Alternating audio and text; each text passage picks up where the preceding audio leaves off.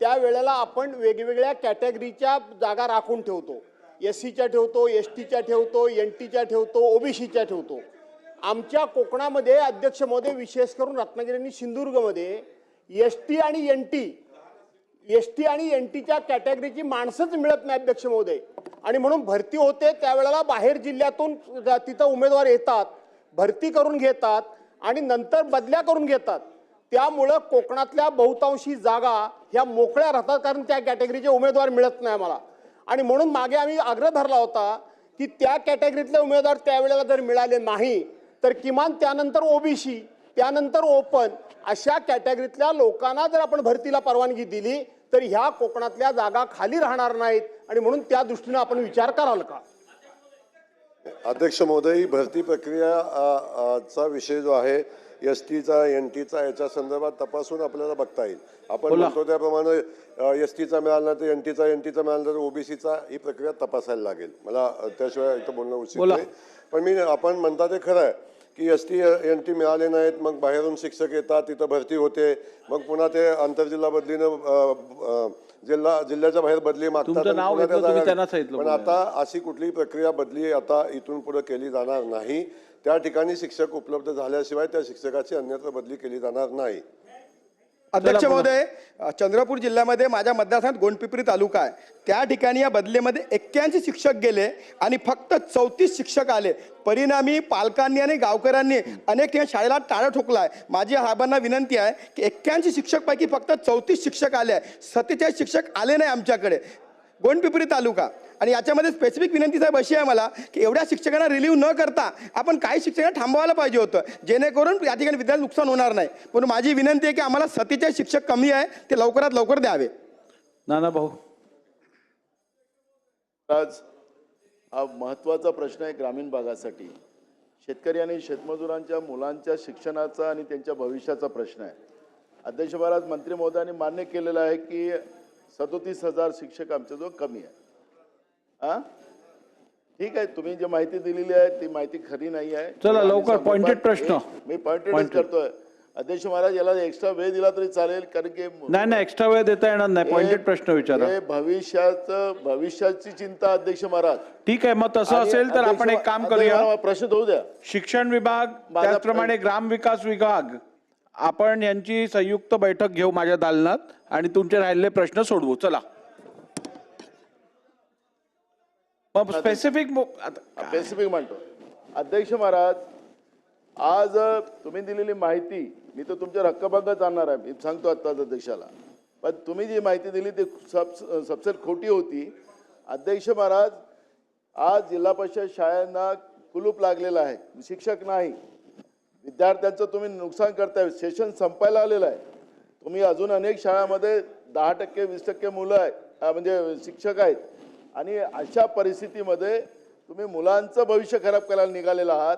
आणि त्याच्यामुळे तुमचं शिक्षक धोरण जे आहे तेच खऱ्या अर्थानं आज गरिबांच्या आणि सामान्यांच्या पोरांच्या जीवावर उठलेला आहे. आणि त्यासाठी आपण तातडीनं हा जो तुमचा पवित्र पोर्टल आहे तो कायम बंद असतो, त्या अपवित्र जे करून ठेवलेलं आहे त्याला कायम उघडं कसं ठेवणार त्या पवित्र पोर्टलला, ते आपण सांगा. ठीक आहे. सन्माननीय ज्येष्ठ सदस्य पाटोले साहेबांनी आता विषय सांगितला आणि मी सभागृहामध्ये दिलेल्या माहिती संदर्भात त्यांनी प्रश्न उपस्थित केले. सन्माननीय पाटोले साहेब ज्येष्ठ आहेत, आमचे मित्र आहेत आणि या ठिकाणी हक्कभंगाच्या संदर्भात भूमिका मांडली, हरकत नाही. पण मी सभागृहामध्ये दिलेली माहिती जी आहे ती 15,158 शिक्षक जागा रिक्त आहेत. परंतु शासनाच्या माध्यमातून सातत्याने या जिल्हा परिषद शाळाच्या बाबतीत गांभीर्यानं आपण शासन काम करते. अलीकडच्या कालखंडामध्ये आपण बघताय की अनेक ठिकाणी मॉडेल शाळा करतोय आपण, सेमी इंग्लिश स्कूल करतोय आणि त्या ठिकाणी उच्चस्तरीय शिक्षण देण्याचा प्रयत्न होतोय. अनेक जिल्हा परिषद शाळा अशा आहेत की ज्या ठिकाणी ॲडमिशनला वेटिंग पण आहे. त्यामुळं अलीकडच्या कालखंडामध्ये आपण बघतो की खूप चांगलं शिक्षण जिल्हा परिषद शाळेच्या माध्यमातून दिलं जातं. काही ठिकाणी अडचणी आहेत हे मला मान्य आहे, परंतु सरसकट जिल्हा परिषदेच्या शाळा बंद पडलेल्या आहेत, अगदीच खराब आहे, शिक्षण मिळत नाही अशी परिस्थिती निश्चितच नाही. त्यामुळे आपल्या जिल्हा परिषद शाळा आपण बदनाम करणं उचित नाही हे या निमित्ताने मी आपल्याला सांगेन. पण आपण सांगितलेले मुद्दे जे आहेत आपण तपासून घेऊ आणि नक्की काही चुकीची माहिती असेल तर दुरुस्ती आपण करू. गोपीचंद पडळकर जी.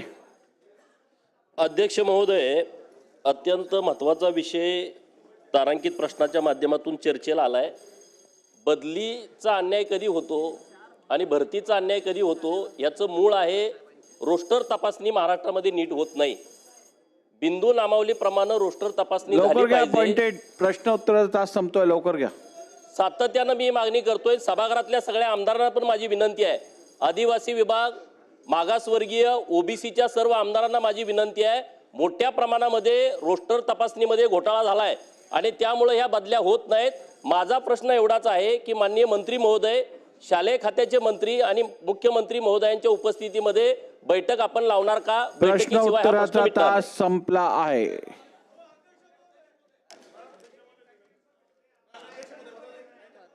पहिली मला घोषणा करू द्या. आज आपल्या सभागृहातील ज्येष्ठ सदस्य श्री विजय वडेट्टीवार साहेबांचा वाढदिवस आहे.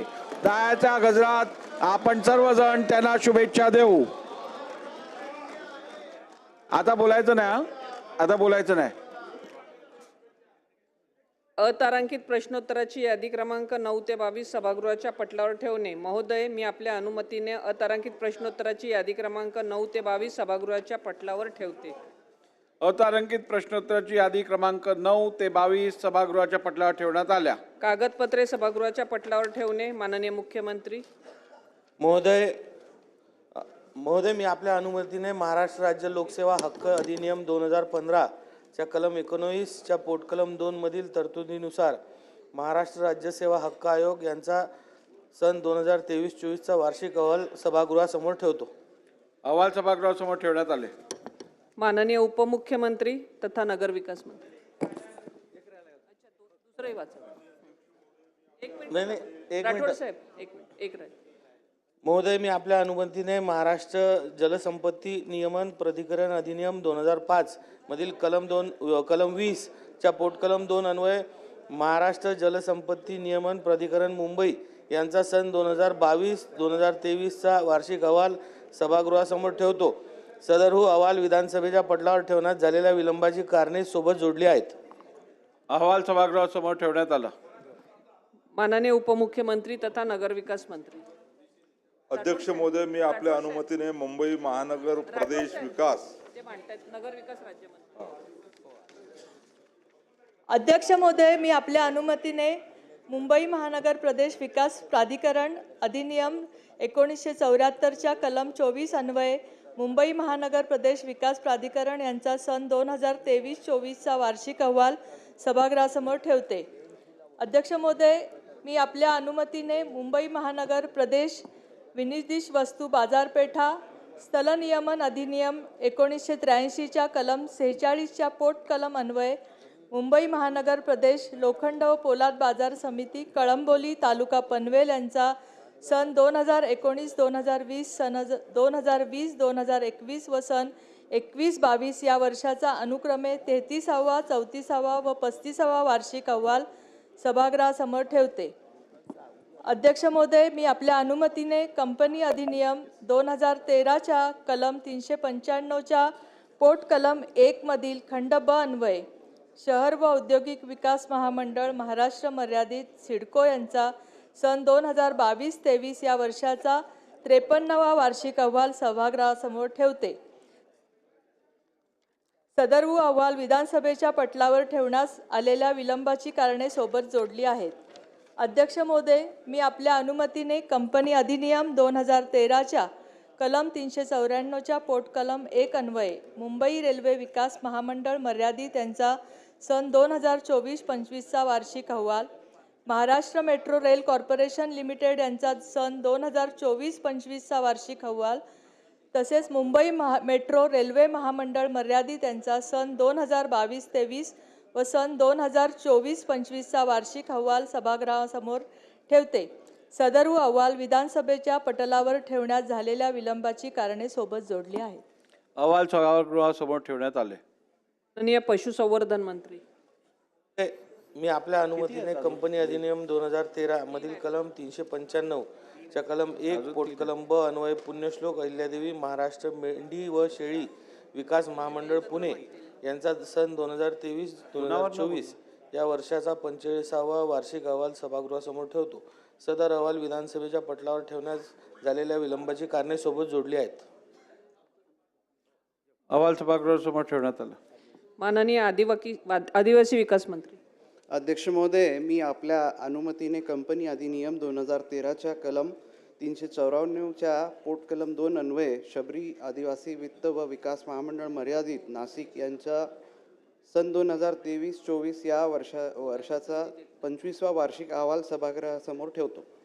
अहवाल सभागृहासमोर ठेवण्यात आला. माननीय कृषी मंत्री. अध्यक्ष महोदय, मी आपल्या अनुमतीने महाराष्ट्र कृषी विद्यापीठ अधिनियम 1983 कलम 69 अन्वये डॉक्टर बाळासाहेब सावंत कोकण कृषी विद्यापीठ दापोली यांचा सन 2024-25 वर्षाचा 53वा वार्षिक अहवाल सभागृहासमोर ठेवतो.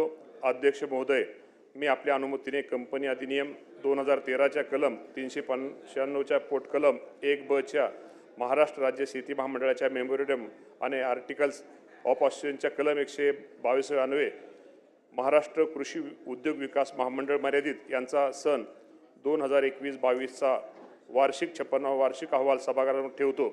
सदर अहवाल विधानसभेच्या पटलावर ठेवण्यास झालेल्या विलंबाची कारणे सोबत जोडली आहेत. अहवाल सभागृहासमोर ठेवण्यात आले. माननीय परिवहन मंत्री. अध्यक्ष महोदय, मी आपल्या अनुमतीने महाराष्ट्र राज्य मार्ग परिवहन अधिनियम 1950च्या कलम 5च्या पोट कलम 3 अन्वये महाराष्ट्र राज्य मार्ग परिवहन महामंडळ यांचा 2022-23 या वर्षाचा प्रशासन अहवाल सभागृहासमोर ठेवतो. अहवाल सभागृहासमोर ठेवण्यात आले.